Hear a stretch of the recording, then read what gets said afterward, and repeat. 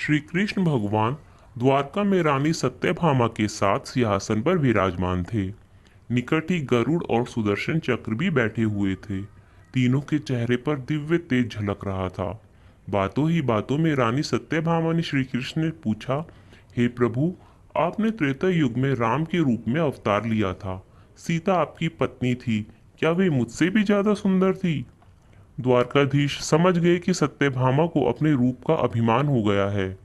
तभी गरुड़ ने कहा कि भगवान, क्या दुनिया में मुझसे भी ज्यादा तेज गति से कोई उड़ सकता है? इधर सुदर्शन चक्र से भी रहा नहीं गया और वे भी कह उठे कि भगवान, मैंने बड़े बड़े युद्धों में आपको विजयश्री दिलाई है, क्या संसार में मुझसे भी शक्तिशाली कोई है? भगवान मन ही मन मुस्कुरा रहे थे। वे जान रहे थे कि उनके इन तीनों भक्तों को अहंकार हो गया है और इनका अहंकार नष्ट करने का समय आ गया है। ऐसा सोचकर उन्होंने गरुड़ से कहा कि हे गरुड़, तुम हनुमान के पास जाओ और कहना कि भगवान राम माता सीता के साथ उनकी प्रतीक्षा कर रहे हैं। गरुड़ भगवान की आज्ञा लेकर हनुमान को लाने चले गए। इधर श्री कृष्ण ने सत्यभामा से कहा कि देवी, आप सीता के रूप में तैयार हो जाए, और स्वयं द्वारकाधीश ने राम का रूप धारण कर लिया। मधुसूदन ने सुदर्शन चक्र को आज्ञा देते हुए कहा कि तुम महल के प्रवेश द्वार पर पहरा दो और ध्यान रहे कि मेरी आज्ञा के बिना कोई महल में प्रवेश ना करे। भगवान की आज्ञा पाकर चक्र महल के प्रवेश द्वार पर तैनात हो गए।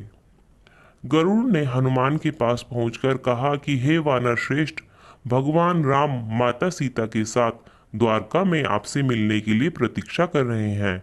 आप मेरे साथ चलें, मैं आपको अपनी पीठ पर बैठाकर शीघ्र ही वहां ले जाऊंगा।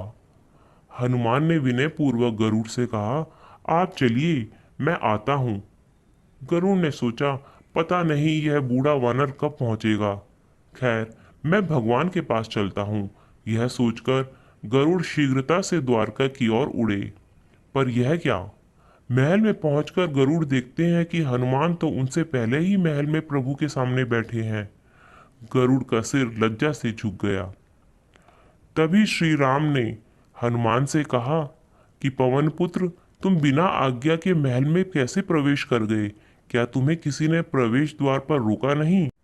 हनुमान ने हाथ जोड़ते हुए सिर झुकाकर अपने मुंह से सुदर्शन चक्र को निकालकर प्रभु के सामने रख दिया। हनुमान ने कहा कि प्रभु, आपसे मिलने से मुझे इस चक्र ने रोका था, इसलिए इसे मुंह में रख मैं आपसे मिलने आ गया, मुझे क्षमा करें। भगवान मन ही मन मुस्कुरा रहे थे। हनुमान ने हाथ जोड़ते हुए श्री राम से प्रश्न किया, हे प्रभु, आज आपने माता सीता के स्थान पर किस दासी को इतना सम्मान दे दिया कि वह आपके साथ सिंहासन पर विराजमान है? अब रानी सत्यभामा का अहंकार भंग होने की बारी थी। उन्हें सुंदरता का अहंकार था जो पल भर में चूर हो गया था। रानी सत्यभामा, सुदर्शन चक्र व गरुड़ जी तीनों का गर्व चूर चूर हो गया था। वे भगवान की लीला समझ रहे थे। तीनों की आंखों से आंसू बहने लगे और वे भगवान के चरणों में झुक गए। अद्भुत लीला है प्रभु की। अपने भक्तों के अहंकार को अपने भक्त द्वारा ही दूर किया उन्होंने। जीवन में कभी भी अहंकार नहीं करना चाहिए। जरूरी नहीं कि आज जो आपके पास है वह कल भी होगा। अपने अंदर जरा सा भी अगर अहंकार आने लगे तो स्वयं ठाकुर जी हमसे दूर हो जाते हैं। ठाकुर जी को निस्वार्थ भक्तों की ही जरूरत है, अहंकारी की नहीं। जय श्री हरि।